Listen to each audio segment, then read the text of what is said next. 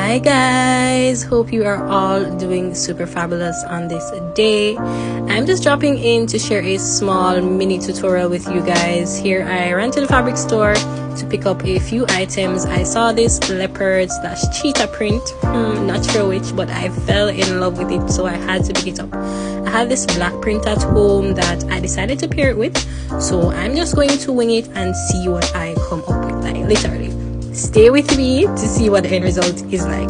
So here I just pulled out one of my patterns that I have available in my store, and I'm trying to make a top with it. So I'm basically going to duplicate this process of cutting out the top on both the black fabric and the cheetah print. Loving how they look together already. Like listen, the vision is coming together in my mind and I'm just loving it.